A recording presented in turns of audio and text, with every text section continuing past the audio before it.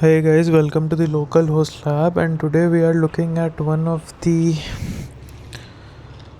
major topics of Spring Boot, which is dependency injection or DI. Let's get right into it. So this is going to be our agenda. We'll discuss what is DI, dependency injection, problems that we face without DI, what is inversion of control. Uh, this is IOC, another one of the core concepts of Spring. Uh, Spring IOC container. What are the different types of dependency injection?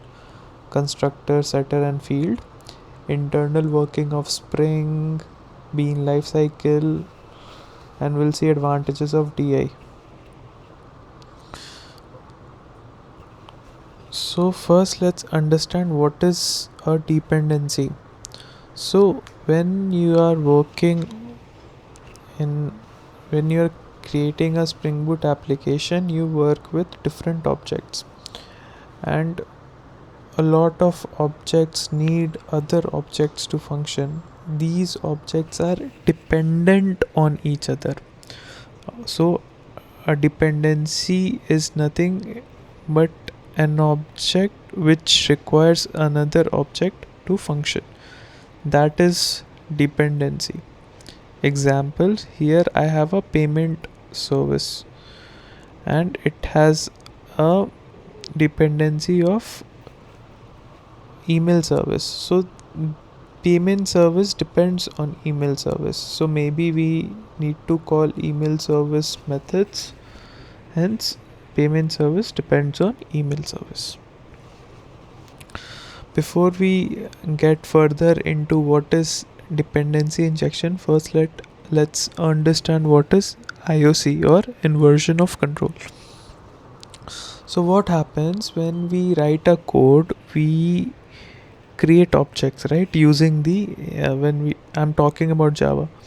So we use new, suppose service. There is a class called car.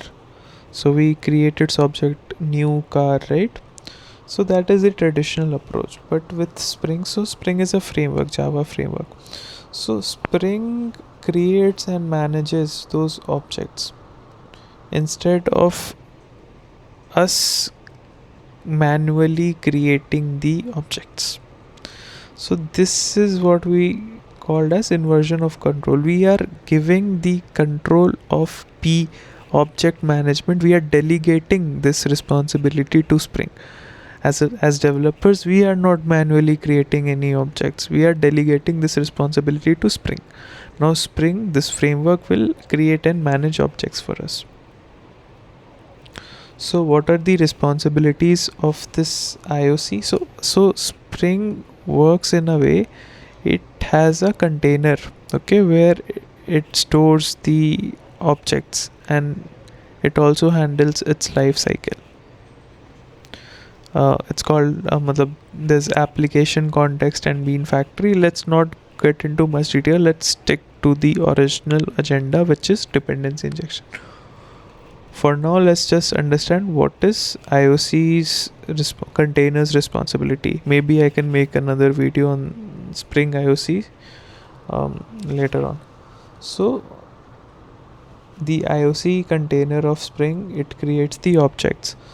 Now an object which is managed by Spring is called as beans. So I will be using this term in context to Spring. So beans are nothing but objects managed by Spring framework.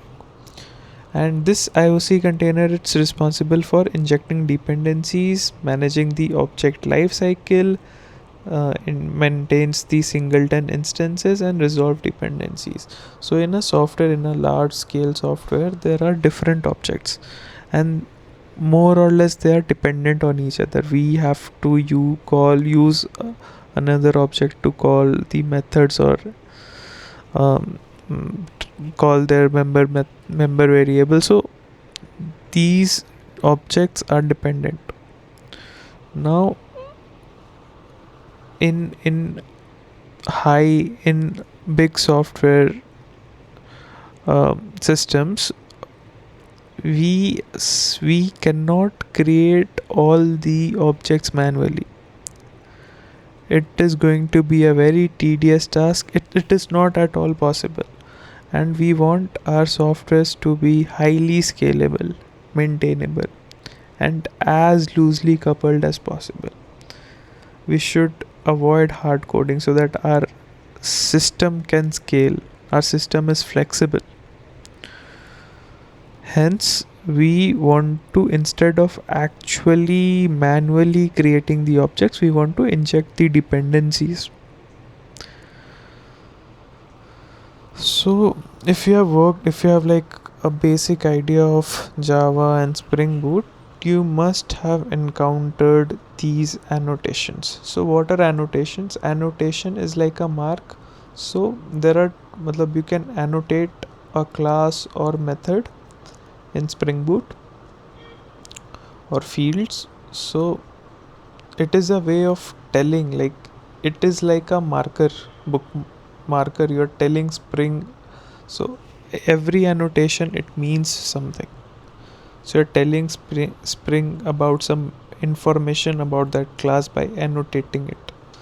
Like if you have if you have written worked with interfaces in Java, and if you are implementing an interface, and at the rate override annotation is mentioned over the method that you are implementing from interface, right? So it is basically a marker. So what are common bean annotations? Like component, service, repository, controller. So any class, Java class annotated with these will be registered as a bean by Spring during application startup. There's one more called at the rate bean, which is used at method level, not at class level. So that will also create a bean. Spring will also create bean for that. Now we'll come to the agenda of this session. What is dependency injection? It is a design pattern when an object receives its dependencies from an external source instead of creating them internally.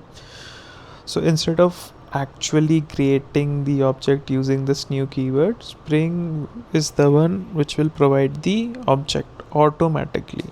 We don't have to worry about it. Spring will is the one responsible for providing us the object automatically. Now without this dependency injection, we may face the following problems. Obviously, tight coupling.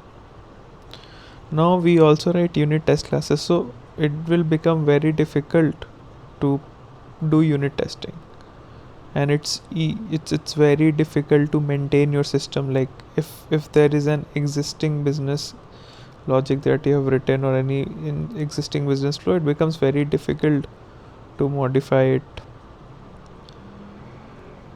The maintenance, it's very difficult, and it will, all these things will lead to poor scalability.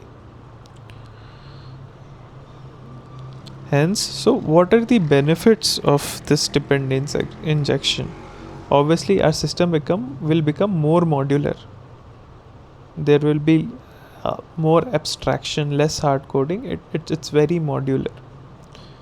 We can easily replace any core implementation.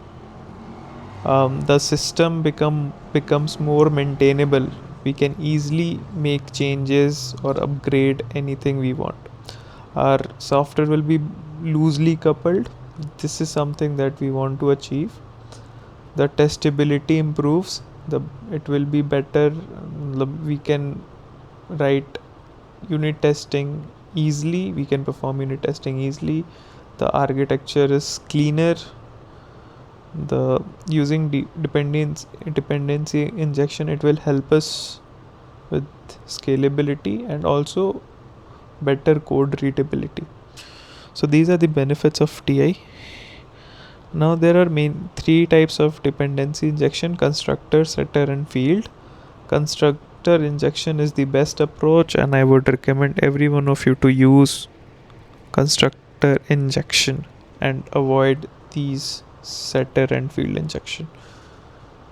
So this is an example of constructor injection. We have a final field like email service, and we are instantiating through this constructor of payment service. And here you can see payment service, it is annotated with @service. So and also this email service, it will also be annotated with @component or @service annotation.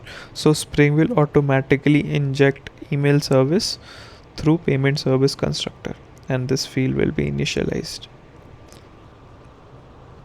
So why it is best immutable dependencies, and we are forcing we are making it mandatory for dependency to be enforced.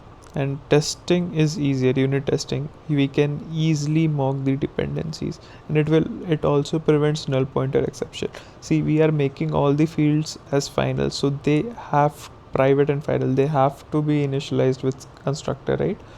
So this will prevent NPE, and dependencies will become explicit, and this will also keep the architecture clean.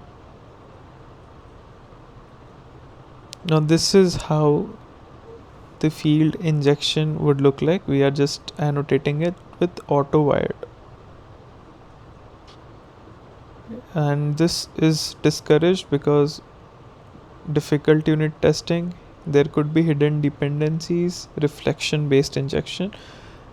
We are not using final fields here, and it is less maintainable. So avoid using field injection, and also setter injection. Setter injection is, it's not much used, so just avoid.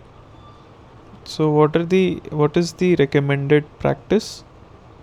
Always use constructor injection. Setter injection you may use, but I don't prefer using any other injection other than constructor. This is the preferred practice, and you should follow this.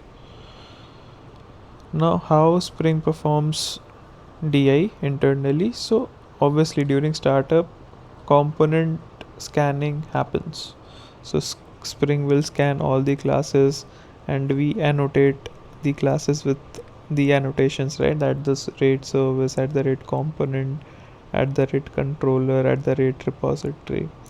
Now once this component scanning is done, bean creation happens based on these annotations, and then the dependency will be, there will be dependency resolution, and then the Spring will inject the dependencies.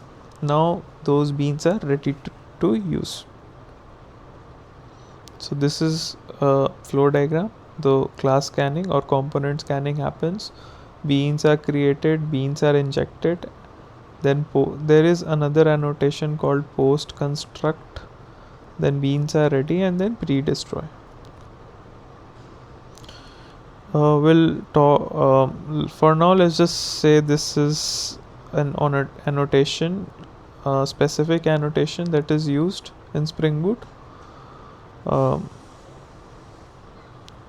So let's moving on. Now see, there could be a scenario where suppose you have an interface, and that interface is implemented as multiple implementation, okay, and you are injecting that interface into another client class. Now how would Spring know which implementation to inject, right? Multiple bean problem, which implementation should Spring inject? So there are two ways. Either you can annotate, so suppose if an interface has 3 implementation, you can annotate one of the implementation with, you can only annotate one of the implementation with @primary, so Spring will automatically inject. Or you can, based on any parameter, you can define the qualifier annotation, you can define the bean name, and based on that you can inject. So what are the key takeaways? So DI promotes loose coupling, and Spring IOC, inversion of control container, is responsible for managing the beans. Constructor injection is recommended. DI improves testing and maintainability, and you should always avoid field injection. It is discouraged. DI is foundational to Spring Boot architecture. I hope you learned something new. Thank you for watching.